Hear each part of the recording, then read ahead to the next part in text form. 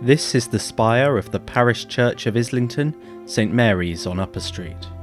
The church can trace its lineage back to a time when, far from a somewhat central borough of London, this area was a smallish Middlesex village.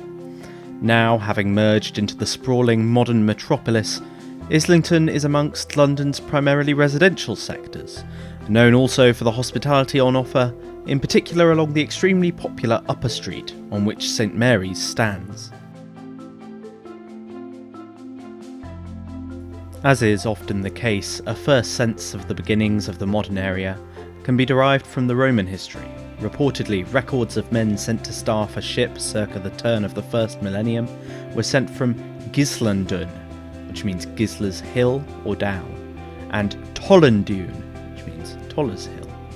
It is thought that in the few hundred years after this, Gislundun became corrupted to Iseldon, a name which survived until the 17th century, which in turn became Islington.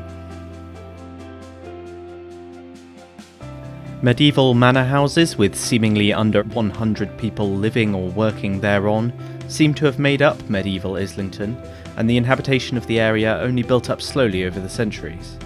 It is thought that most of the development occurred along the roads leading from the city to the north, at junctions including Upper and Lower Holloway for instance.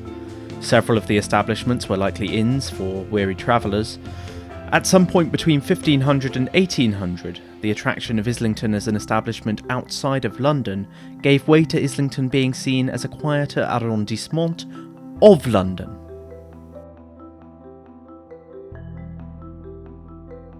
By the 19th century, it was fairly common for more affluent professionals who worked in the city to live slightly further afield, including in Islington, and this trend spread to clerks, artisans, and an increasing breadth of society.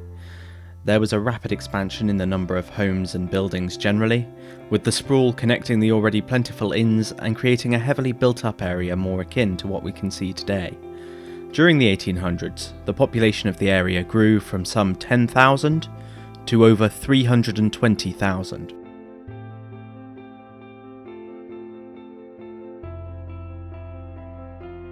This period also saw rapid improvement in transport links to accommodate the many new residents.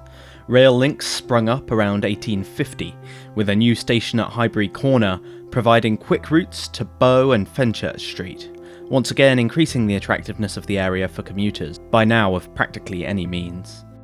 By the end of the 19th century, as the London Underground came into its own, underground lines were laid through Islington. We would come to know these as the Northern and Piccadilly lines. Islington's branch of the Grand Junction Canal and the linked Regent's Canal was initially intended to link the Thames to the Midlands, but soon became more important to local transportation of industrial goods such as coal and building supplies.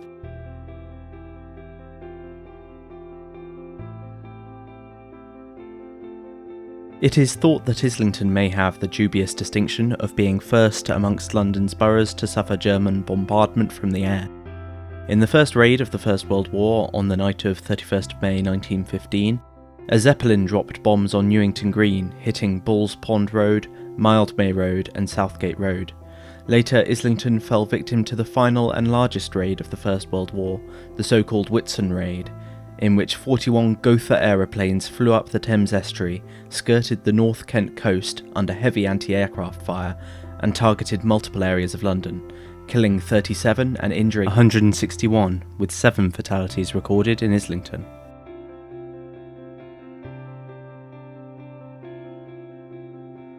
By the Second World War, an anti-aircraft battery had been stationed at Finsbury Park, but Islington nevertheless recorded a heavy toll from the Blitz, as did all London.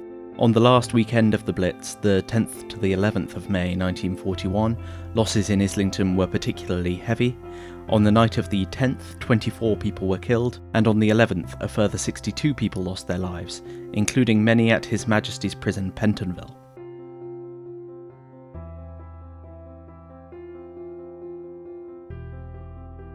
In this video, I walk down Camden Passage, a somewhat hidden, albeit badly, alleyway off Upper Street, which is one of the leading marketplaces in London for antiques and vintage clothing, though there are also plenty of modern shops here.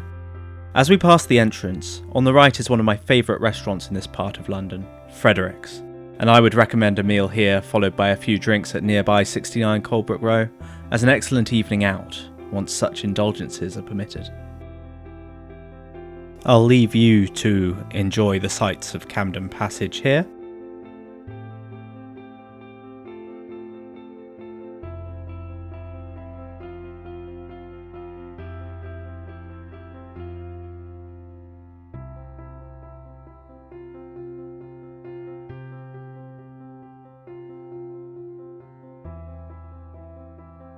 Emerging from Camden Passage, we can see Islington Green to our left, which, if you believe visitlondon.com, was notably described by someone named Henry Vigar Harries, allegedly a 19th century social commentator, as where the young love to skip in buoyant glee when the summer sun gladdens the air. I can't say I saw too much of that, but there are memorials to Islington's war dead here, as well as a tribute to Hugh Middleton, financier of the New River, which brought drinking water to London in the 17th century via Clerkenwell.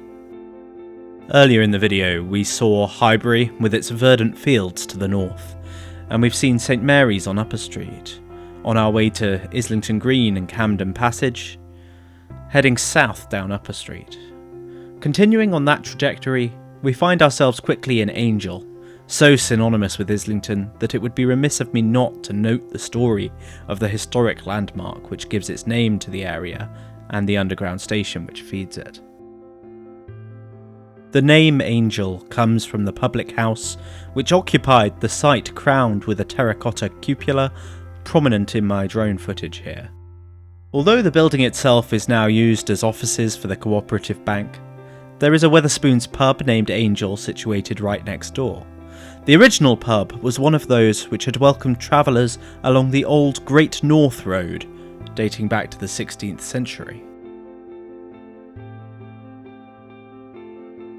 Today, Angel Underground Station is renowned for having very long escalators, if you can imagine such a thing. Not only the longest on the underground network, but, if one is minded to trust the kind of person who catalogues these things, the fourth longest in Europe. Don't worry, I'm told that we have one of the others in Heathrow. Pre-pandemic, the station hosted between 17 and 20 million passengers a year. We'll leave this look at Islington where we started, back at Regent's Canal. All that remains is for me to thank you for making it this far, which I will assume you have, safe in the knowledge that you will be unaware of my error if you have not. Goodbye!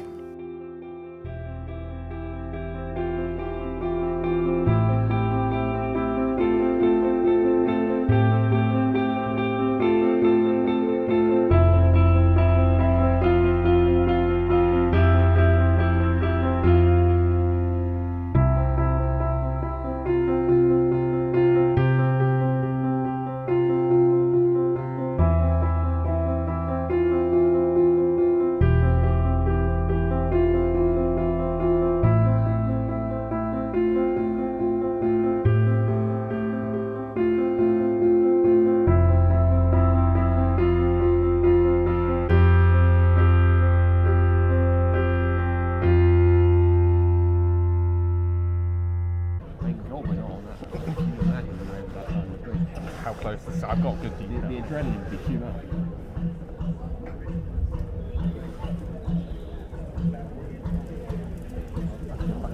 It's kind of a beat. Oh my god! Oh